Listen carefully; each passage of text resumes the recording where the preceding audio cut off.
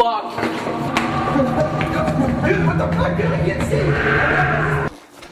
Oh, fuck, where's the car? Just get in the car. Just get in the car. Whistle. Let's f***ing go, bro. Let's get out of here. Woods always hide something much darker than you think. Shadowy figures or strange things watching you to loud, blood-curdling growl or mysterious whispers. Here are 6 of the most terrifying camping moments caught on camera. Are you ready to see? William Joshua Eduardo, better known as Gay Edge, and his partner in crime, Grant, are no strangers to the world of YouTube fame. Together, under the banner of their wildly popular channel, The Boys, they've managed to captivate over 5.61 million subscribers with their larger-than-life personalities and boundary-pushing escapades. Known for their fearless approach to adventure, their videos often teeter on the edge of chaos and hilarity. But on October 26, 2024, they embarked on a journey that was neither funny nor lighthearted. It was terrifying. This is one of the most haunted locations that we think we've ever been to. And to be honest, after hearing from the caretakers and the owners, I'm actually kind of nervous about this one. I have never been this nervous to do a video out of everywhere we've ever been to. And from what I've heard, this is considered one of the most, if not the most haunted spot in all of Texas. Not only does this house have a rich and tragic history, the owners have collected and displayed, but out in the open, tons of genuine artifacts, items, sacrificial items, bones, things that might not want to say just in the intro. Yeah. And we're going to be attempting to sleep here. It's a full overnight stay. Their destination? The infamous Haunted Hill House, a foreboding structure dating back to the late 19th century, with a history as dark as the shadows it casts. Once a bustling brothel, the house bore witness to unspeakable tragedies, and its walls are said to echo with the cries of the restless spirits left behind. Among these, one entity stands out, a sinister presence known as Toby. The stories surrounding Toby are enough to make even the bravest ghost hunters think twice. The basement, where Toby supposedly resides, is notorious for unexplained phenomena. Knocks, footsteps, even the sensation of invisible hands brushing against you. For the boys, it was the perfect setting for their most daring overnight investigation yet. As they pulled up to the house that cold autumn evening, the chill in the air seemed to seep into their bones. The house loomed against the backdrop of a moonlit sky, its silhouette jagged and menacing. From the moment they crossed the threshold, the atmosphere was different, heavy, oppressive, almost alive. Everyone sensed that something about this place was fundamentally wrong. With cameras rolling and nerves on edge, they began their exploration. The first room they entered was eerily still, as though time itself had stopped. They discussed its history, noting the faded wallpaper and dusty furniture, relics of a time long gone. And then, without warning, Molly froze. He turned sharply, his eyes wide. This, fellas, and Alana, is the carousel room. Ooh. Did you just touch me on the shoulder? This is a Did you just get touched? That felt weird. You did? Yeah, that felt really... Did you touch him? No. Wait, you had it on the camera. He's holding the camera. Did you see how... Wait, seriously? Did no one touch you? Don't forget, we can check the security cameras. Yeah, I didn't do it. Check though. What did you feel just then? Just a touch right What do here. you mean? Like I thought he was tapping me to move out the way, so I turned around and he was all the way up on the stairs. And Alana, is the carousel room. Did you just touch me on the shoulder? This is a... Did you just get touched? That felt weird. Dude, I genuinely thought Juicy was like, well, fellas, and Alana, and then I felt it and I turned around. I thought you were tapping me. The cameraman, who had been standing a few feet away, quickly reviewed the footage. There it was, Molly reacting to the tap. But no one was near him. The room fell silent, the kind of silence that prickles your skin. It was only the beginning. this is also where Toby's room is. Ooh. The f was that? I heard that. The f was that? Was that dragging? No, that was a hiss, dog. A hit and then a s, like a snake. Shh. Toby hisses at people. Bro, what the f? Toby I hisses. thought it was you moving paper around. No, I heard it up here. It sounded literally like a snake. Remember what they said. Shh. I fucking hate that, dude. I did hear that. I thought it was someone moving something though. This is the part where like all my fucking instincts are telling me to run. Narrator, you introduced the story. You, dog. Everyone heard that, right? I did not hear that. I heard it like clear as fucking day. Whoa. Determined to push forward, they moved to what was reputedly the most haunted room in the house, Toby's room. The caretaker had warned them about this particular space, recounting stories of visitors hearing hissing sounds and experiencing sudden, inexplicable dread. At first, the room seemed uneventful, just another old, dusty space. But then it came, a low, guttural hiss that sent chills racing down their spines. They had all heard it, and the timing was too perfect to be a coincidence. The stories about Toby felt disturbingly real now. Still, they pressed on, their curiosity outweighing their fear, for now. Upstairs, they set up a spirit box in an attempt to communicate with whatever was haunting the house. The static crackled as they asked questions, waiting for any sign of a response. Suddenly, a thunderous knock reverberated through the room, so loud it felt as though the walls themselves might crumble. The spirit who likes tea here, what is your name?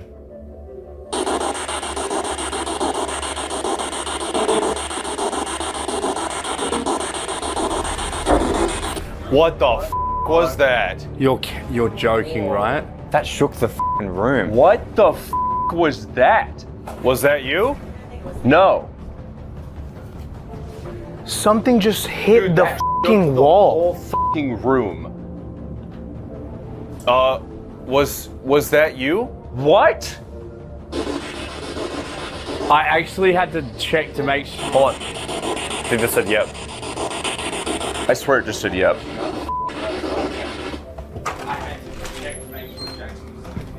What the f? There's no way. That was loud as shit. I've never felt a knock like that. I've never heard one that fucking loud either. Well, let's keep going. Wait. Yeah. Where's Wait, wait Josh? for Josh, wait for Josh.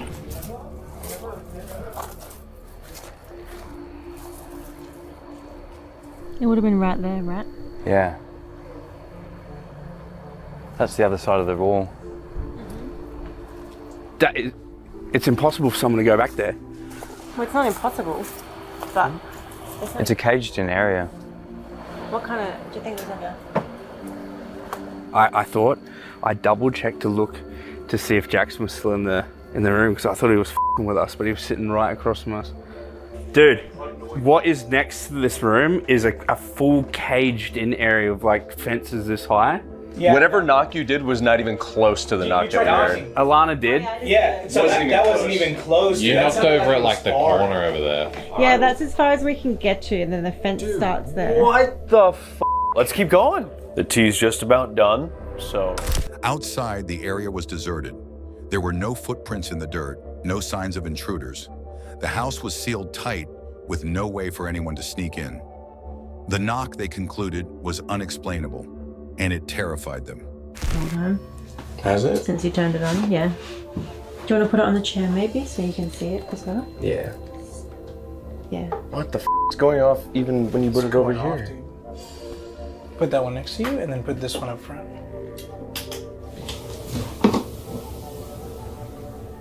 What the f was that? That was. No. That. That was. No. That was on the other side of that door. Jackson, go see what the other boys are doing. No, you know what? They're probably with us. I don't think so. No, that was a knock on the other side of that door. That was on the other side of that door, like the door moved. Wait. There was... A stomp out there. No, it wasn't a stomp. It was three foot. It was 3 or 4 footsteps coming from that direction up the stairs. I think it was in Toby's room. Or somewhere out across the stairs. Not up the stairs. What the f? Something hit that door. The door moved. Okay. What the f, man? Holy shit, my heart's beating out of my f***ing chest. Wait. Dude, something hit that door, I'm freaking the f out. Eddie, I don't want to be up here anymore. Bro. Secret. Deciding to cover more ground, the group split up. Josh and Eddie took the children's room, a space said to be haunted by a ghost named Joshua. It didn't take long for the disturbances to begin. As they read aloud from a book found in the room, a sharp knock sounded from behind the closed door.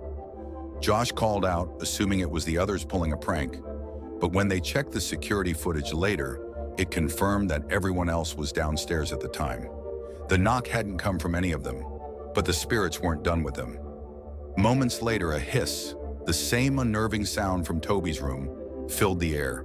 And then, as if to drive the point home, a glowing orb of light danced across the room, captured clearly on their cameras. Eddie, I don't want to be up here anymore. Bro. Secret. What's the secret? Is that you, Joshua? Well, should we ask some questions and then read some stories? Sure. Something just went up here. Okay. Joshua, is that you?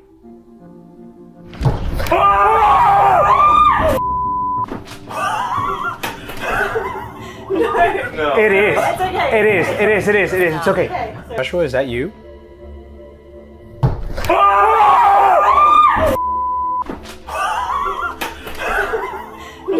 No. It is. It's okay. It is. It is. It is. It is. It's okay. Meanwhile, Grant and Molly weren't faring much better. As they ventured into the basement, a place most visitors avoided entirely, they were greeted by a suffocating sense of unease. The air was cold, far colder than the rest of the house, and every sound seemed amplified. They set up their equipment, trying to document the paranormal activity. But it wasn't long before they were interrupted by a piercing squeal that seemed to come from nowhere and everywhere all at once. That's Joshua. No. He's shy. No, bro. No. That can't be. No, man. I don't want to be here anymore, dude. Like, No, we have to. I'm gonna freak the out, man. Like, that's up, dude. That's really up. He said he's shy. I know. I just. Dude, I've literally felt like I'm This could be a random word that something just said on France. Off. It's okay. No, it's not. Oh, Immersion. that's like the worst thing I've ever I'm gonna turn this experienced. thing off. That is. Should we open that door? No. I don't know. Okay. It's fine. No, It's okay. just okay. Listen, people are gonna say that shit is rigged. I'm telling you right now, the other boys are in a room downstairs. No one came up here, right? Like, they're not. All the security cameras too. We have all the security cameras showing where the boys are at the exact same time that this is happening right here. I don't open that door. Okay, let's just try one more thing. Yeah, let's just keep going. The noise was followed by another knock. This one softer, but no less disturbing. The two exchanged a look, silently agreeing that it was time to leave the basement. Why the f are we reading a story, dude? Because it's obviously Joshua. Isn't that said where the he's shadow shy. man was seen the most, though? Yeah, but also Joshua, I believe his body was found in there. I'm about to... What was that? I heard right there. By the time the group reconvened, the tension was palpable. Eddie, usually the most fearless of the bunch, looked visibly shaken. That story, could you maybe do another knock or interact with the red light over there, on the other side of the room?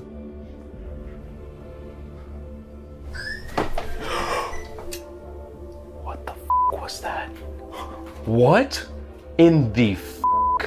We got to get the f out of here, dude. Dude, that was Let's go. that was like a squeal. That was a whistle. There's gotta be some kind of toy out here. I'm not here to Why would find it out. whistle? Let's f***ing go, bro. Let's get out of here. No one argued. They packed up their equipment as quickly as possible, eager to put the haunted hill house behind them. But even as they left, the house seemed to watch them, its dark windows like eyes following their every move. Back in the safety of their editing studio, they reviewed the footage from that night. What they saw was undeniable. The knocks, the hisses, the glowing orb, the eerie squeal. It was all there, captured in chilling detail. For the boys, this wasn't just another adventure. It was a brush with the unknown, an experience that left them questioning everything they thought they knew about the world. Their subscribers were equally enthralled. The video quickly went viral, with viewers dissecting every frame, searching for clues or explanations. But some things defy explanation, and this was one of them. For the boys, the Haunted Hill House wasn't just a chapter in their YouTube career. It was a haunting reminder of the things that go bump in the night. And for those who watched their harrowing journey, it was a story they'd never forget. It's September 23rd, 2010, and 3 college students, buzzing with excitement and that fearless, we're invincible energy, decide to do something totally reckless yet wildly intriguing. They've heard whispers of the sewers beneath Los Angeles, those sprawling underground tunnels full of mystery and who knows what lurking in the shadows. Instead of shrugging it off like most sane people, these guys pack some flashlights, hype each other up, and head straight for the entrance. Illegal? Yeah. Dangerous? Definitely. Still, they decided to go. Whoa. Even more light down there. Did you hear that? I for real just heard something. This movie is about to become real. Listen to this. I don't know. I'm scared now. No, give me. Dude. I'm not gonna be sitting on that. Dude, those are rats. Yeah, those are rats. At first, it's all fun and adventure. They're laughing, cracking jokes, feeling like urban explorers in some kind of action movie. But as they move further in, the vibe shifts. The laughter dies down, replaced by an uneasy silence. And then it happens. A noise. Light here. Anything? What the fuck? Dude, what the fuck? I can't see. Not just any noise, though. Something guttural, bone-chilling, like a mix of scraping and growling. They freeze, flashlights trembling in their hands. From the darkness behind them comes a sound that no human should ever hear. Something crawling toward them. Not walking, crawling. Panic sets in. They bolt, hearts pounding, adrenaline surging, barely daring to look back. Somehow they make it out, slamming the manhole cover behind them. Sitting on the sidewalk, gasping for air, they try to piece it together. What the heck was that thing? A creature? A person? Something in between? They don't have answers, only a story that feels too wild to believe. But they'll tell you one thing. There's a reason some mysteries are best left untouched. In July 2019, when a YouTuber named Joey Mack posted a video titled, "Missing Person Found." Joey had gone out for a motorcycle ride with his buddy, thinking it was just going to be another chill day of exploring the beautiful mountain roads near Hemet, California. But what happened next turned his day upside down and ended up having a real impact on the lives of some people he didn't even know. I'm up a little bit short, and so we're gonna try to figure it out. It should be down here somewhere, but... It all started when Joey and his friend were cruising along these quiet mountain roads when they spotted something that immediately stood out. Off in the distance, there was this young girl, alone, barefoot, and looking completely out of sorts. Now, anyone who spent some time on the road knows when something feels off, and this situation definitely gave Joey that vibe. The girl didn't look like she was just out for a walk or casually hanging around. She looked lost, disoriented, and afraid. Joey thought it was odd, sure, but what really made his stomach drop was the fear in her eyes. When they tried to approach her, probably to ask if she needed help, she freaked out and bolted into the wilderness, disappearing into the trees like she had just seen a ghost. What was that? What? That girl? Creepy as fuck, huh? Was that not creepy? Her bag, I was just going to get her bag. Wait, what? Her bag way down there where I kept going. Yeah. Her bag like hid in the bushes down there. Dude, she just like was staring. She came, like, running at me. She did? Yeah, I was like throw her back to the river. Yeah. She was like sprinting through there. What? Now Joey could have brushed this off and gone about his day, but something about it didn't sit right with him. He started thinking about it more, and that's when it hit him. He'd heard about a teen named Carly Goosey who had gone missing from Bishop, California, not long before.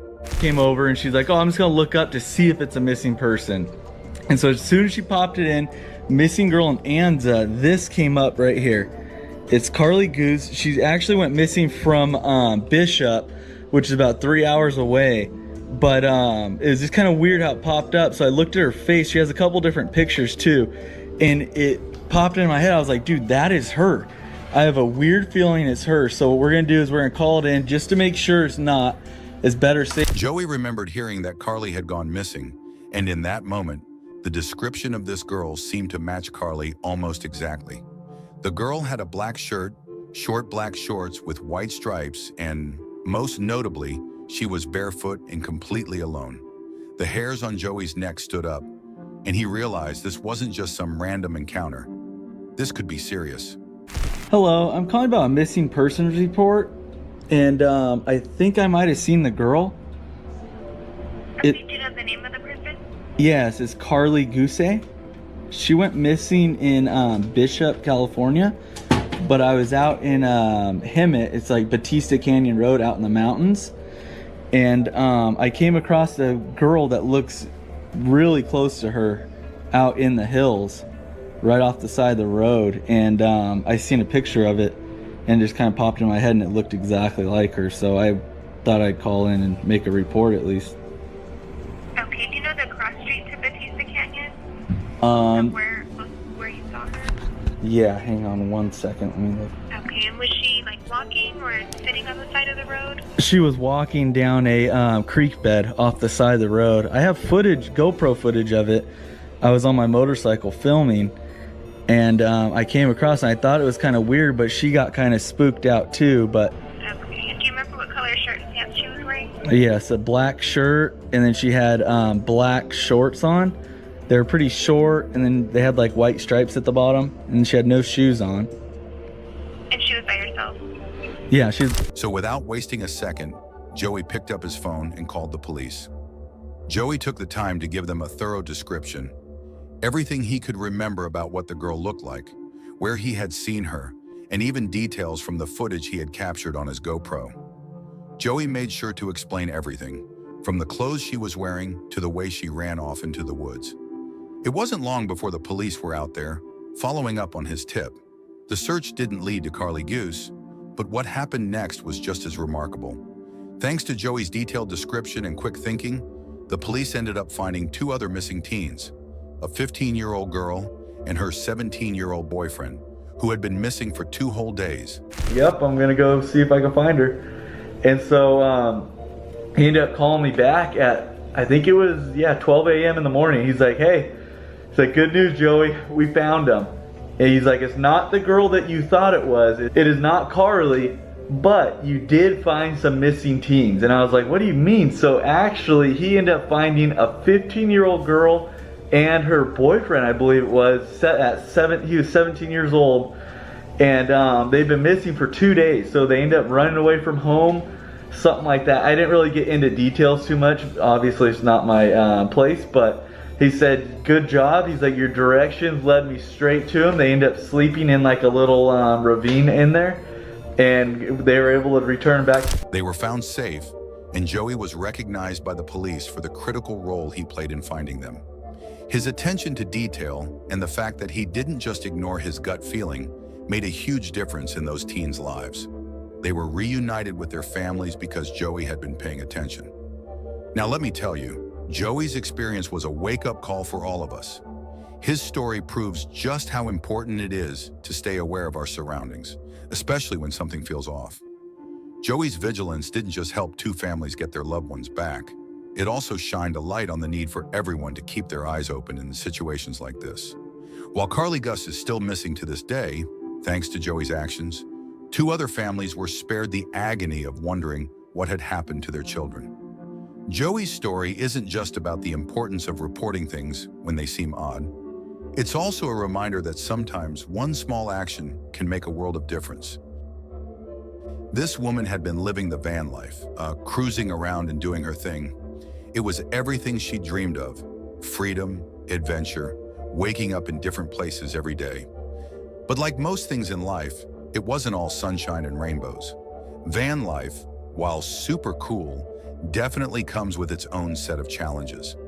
One night in Columbia, South Carolina, she had an encounter that made her second-guess the whole solo journey thing. Just a little. I saw this Denny's that's open 24 house. But then I noticed this Hilton Garden behind it. I don't know what the ratings are, but listen, I'm tired. So, pretty sure I'm just gonna park there and leave Cracker Barrel for another night. And this Hilton Garden has plenty of parking. So it's about to go down.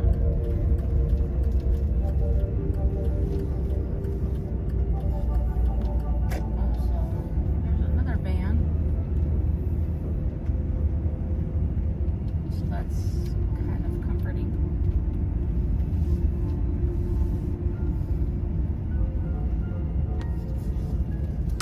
It had been a long day, and she was desperate to find a place to park for the night.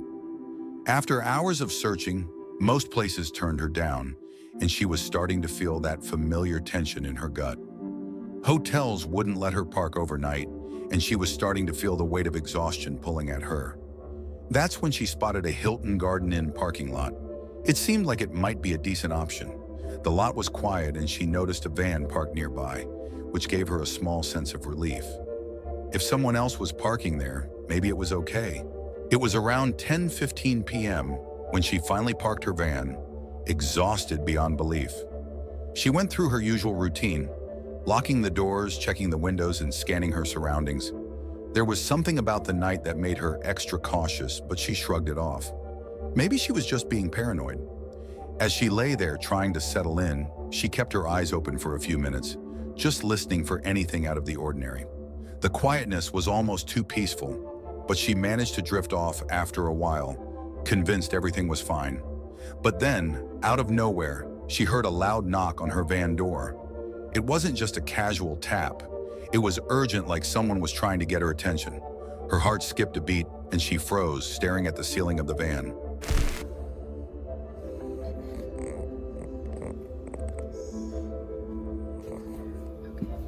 Okay, so even though I'm really tired, I usually stay up for a few minutes and just kind of listen to my surroundings and kind of peek out the windows, coverings like I just did one or two more times, just to like make sure that there's no one walking around or security rolling up on me or whatever. And then I go to sleep. Everything's locked up and I'm ready for bed, but that's what I'll be doing for at least 1 or 5 more minutes. Good night.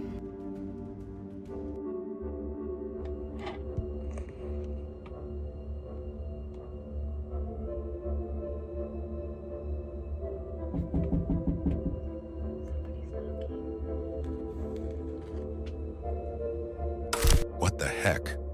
Slowly, she peeked out the window, trying to see who was there. To her shock, standing outside was a man in a security uniform. He told her that overnight parking wasn't allowed in the lot.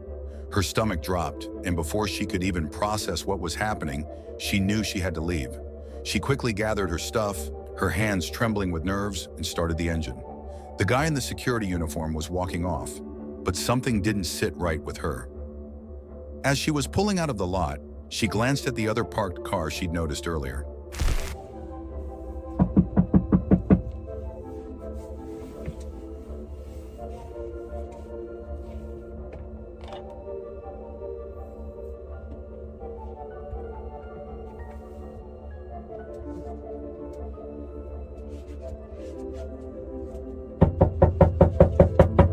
Just a second.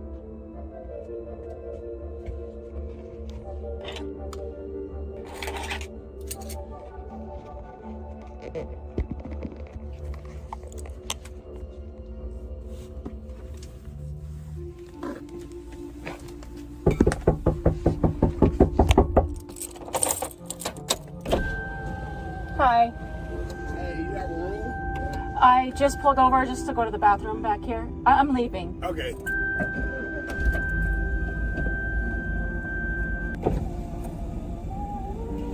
It wasn't a security vehicle. It was just a regular car with 2 men inside, their faces hidden in the shadows. Something about it felt off. Why would regular people be parked there at this hour? Was it really just a coincidence, or was there something more to it? She didn't stick around to find out. Instead, she drove to a nearby Quality Inn parking lot. The hotel had poor reviews, but at that point, she was so exhausted that she just needed somewhere to rest her head. The lot was quiet and she was able to settle in for the night, though the fear from earlier still lingered in her mind. In hundreds, and I mean hundreds, of hotel parking lots that I ever got the knock, and I hadn't even fallen asleep. I had just, like I said, just sat there and listened for a few minutes. It hadn't even been 5 minutes since I turned off the camera when I heard that knock.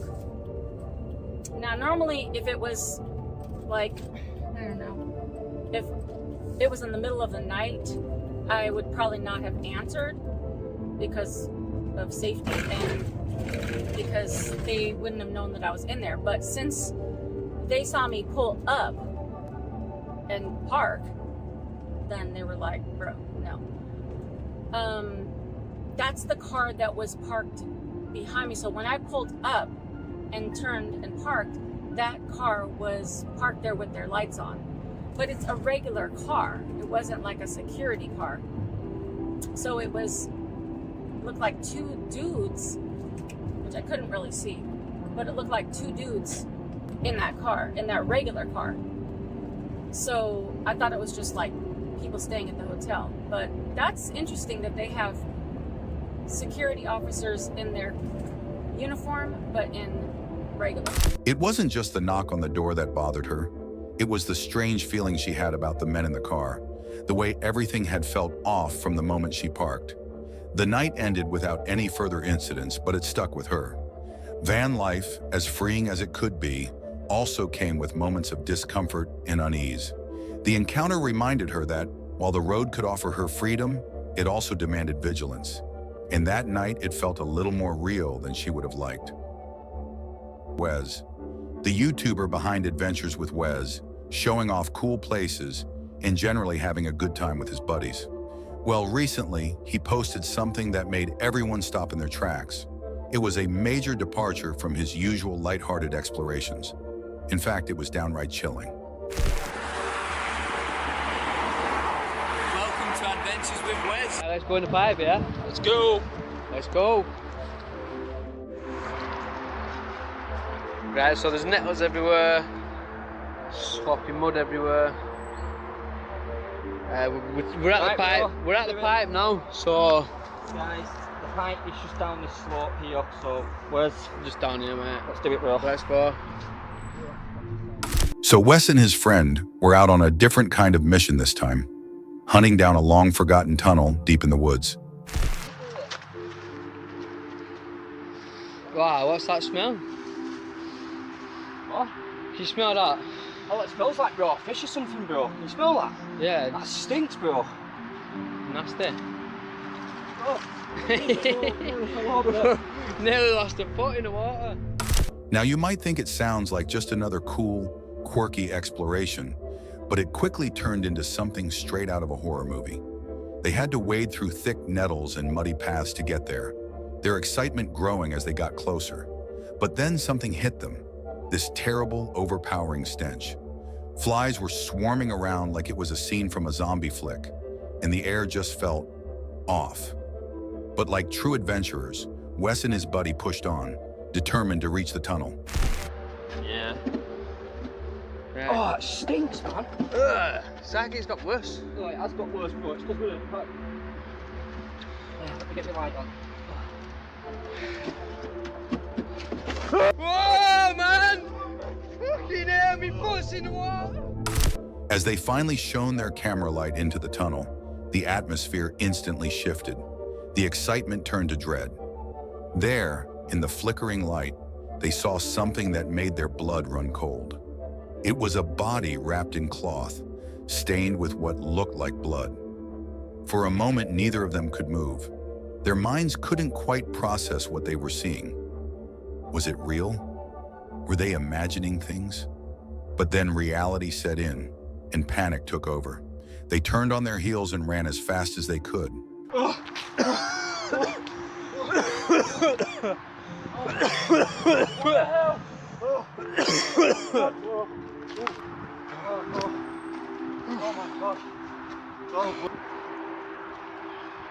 Oh man, that was grim. Hey, we need to ring the police. As crazy as anything. We need to ring the police. What? We need to ring the police. Have you got a phone? No, I've not got a phone. Have you got one? Yeah. Where is it? Oh, that's stunk, that. Tell them we've found the body, bro. Ring the police. Ring the police right That's now. what that smell was. Ring the police. Once they were a safe distance away, they didn't waste a second. They called the police, reporting the gruesome find, and then the video just cuts off. No more details, no follow-up. Wes mentioned the police had been notified, but that was it. The video ends on an eerie note, leaving viewers in suspense, wondering what happened next, and more importantly, who or what was behind that horrifying scene. Wayne the Bearded Explorer is one of those guys you hear about who's always out in the middle of nowhere, chasing down the weirdest stuff. He's not afraid to wander into abandoned places or venture deep into forests where most people would never dare to go. His channel is a mix of adventure and mystery, but he's all about uncovering the paranormal and exploring those spooky, forgotten spots. This particular time, he decided to try something a little different. He and his buddy were looking for a bit of randomness, so they fired up the Randonautica app. Tonight, we are Randonautican. We've already generated the point, we've already arrived at a point, we are right next to a road, so bear with the noise. So we are going to venture into these woods. We love woods, don't we? Mm. So yeah, without further ado, let's get into this. For anyone who's never heard of Randonautica, it's this app that gives you random coordinates to head toward. You never know what you're going to find. Some people get taken to cool spots like old hidden parks or strange urban places, but others end up in some seriously eerie locations. And for Wayne, this trip was about to turn into one of those wild, creepy adventures. The coordinates led them deep into a dense, isolated forest. As soon as they got out of the car, there was this weird vibe in the air, like the forest itself was holding its breath. They started walking, the sound of leaves crunching underfoot, and the eerie quiet surrounding them. But things started to get strange right away. Wayne noticed something odd in the trees. Glowing arrows painted on the bark, pointing them deeper into the woods. At first it seemed like some sort of trail, but there was something unsettling about it. Yeah, down that way. Hang on. Fuck. What's that?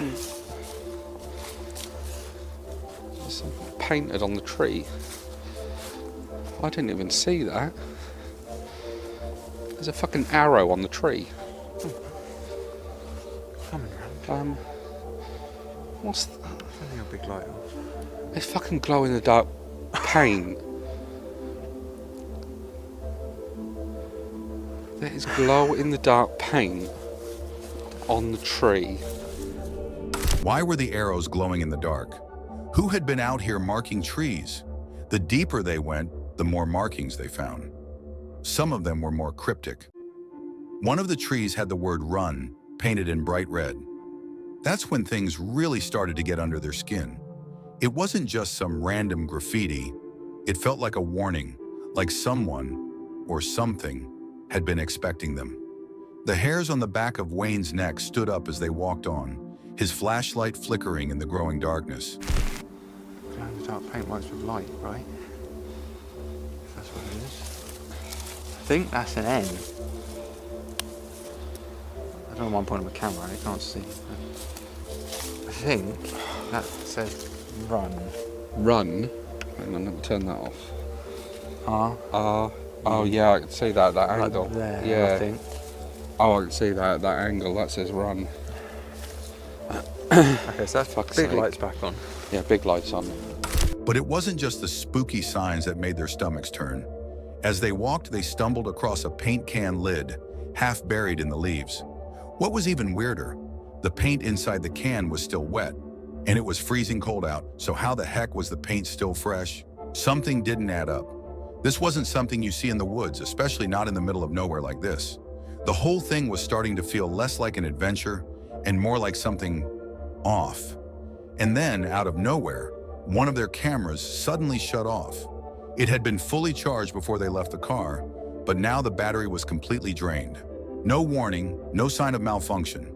It just died. Wayne looked at his friend, who was starting to look just as unnerved. And then, to make matters worse, their flashlights started to flicker, like full-on strobe light style, cutting in and out, as if something was messing with their power. I think that's the lid for the... Is that the lid for the paint? Yeah. Yeah. Do you know what worries me? What? That's still wet. My light's gone off again. That's recent. That's still wet. Okay, alright.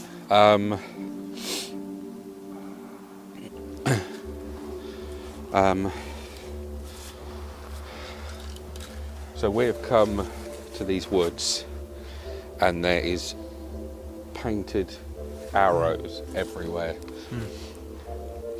And the paint lid is there. It's just here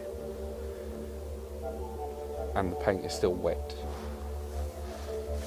Which means, I don't know how quickly it dries, to be fair, but surely it's yeah, been but minus temperatures. It's been in minus, the so UK it for a should couple have of days. been. It should have done something. But it shouldn't be wet still. Is there someone here still? Now they were officially freaked out. They kept walking, trying to ignore the growing sense of dread, when something caught their eye. In the distance, through the trees, there was a faint light. A lantern or something? At first, they thought maybe it was another explorer, but then they heard something even worse. A low, creepy laugh. Not a friendly chuckle, not a, "Hey, you made it" kind of laugh. This one was cold and full of malice. And as if that wasn't enough, they started hearing a voice. A man's voice, calling out to them, taunting them as he got closer. Something there. Should we pick it up? Yeah, go grab it. Oh, it's so bloody cold. Yeah, it's awful. That's all in that leaf. That's, oh. Why? Look, no, let's turn that off now. What's that? Yeah, look, Yeah, that's like all drugs. over that, look. Oh, what? My camera's turned off. Look, my light's not turning back on My again. camera's died. Your camera's died? What the fuck is going on? Off. On. It's got a full battery in it. It just turned itself off. That's weird. Hang on, my light's gone off. There's a fucking torch up there. There's a fucking... Grab it. Go. Fuck. This way. Oh, my camera's died again. This way. What way? Shit. Oh, I ran the wrong way. Panic hit them like a wave. Wayne grabbed his friend and without a second thought, they took off running. Fuck. Yeah. Are you sick? Oh, yeah, for 5 minutes. I can't see anyone. Right, so, are we sure? Yeah. I don't want to stop and he just appears. No, it's fine. I can't see. Fuck, he's there. Fuck, what? He's there. Fuck. Nope. Fuck. Shit. No, fuck, come on, wait. The sound of the man's voice echoed behind them, getting closer. Their hearts pounded in their chests, their breath coming in sharp gasps as they barreled through the dark forest. They barely made it back to the car, slamming the doors shut and locking them in a rush. The headlights flashed on, and without saying a word, they sped off, their minds racing with questions. I can't see.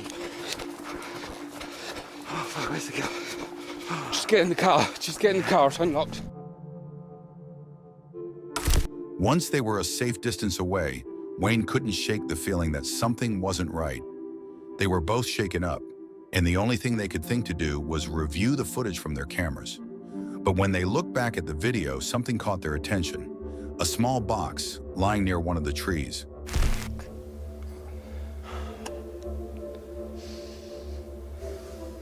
That's the same ring that we was meant to return. but we lost it. Couldn't find it for a month, maybe 2 months. That's been longer than that, isn't it? Since actually proper filming it. Yeah. Oh yeah, I suppose. You look at it like that, yeah. When they opened it, inside was a ring. It wasn't just any ring, though. It was his ring, the same one Wayne had lost months ago during another exploration. How could it be here, in the middle of the forest, so far from where it was lost? They sat there in stunned silence, the questions piling up. Who was the man in the woods? Why was he chasing them? What was with the glowing paint and the strange box with the ring? Had someone been trying to lure them deeper into the forest? Or was this some sort of twisted game? The whole thing felt like some kind of setup, but who would go through all that trouble? Wayne and his friend couldn't figure it out, but one thing was certain. They just had one of the creepiest, most terrifying adventures of their lives. And it was a stark reminder that sometimes the unknown isn't just full of wonder, it can be downright dangerous. The forest, the glowing arrows, the man's taunting voice. It all left them with more questions than answers. But one thing was for sure, they were never using that app again. And for more chills, watch this next video.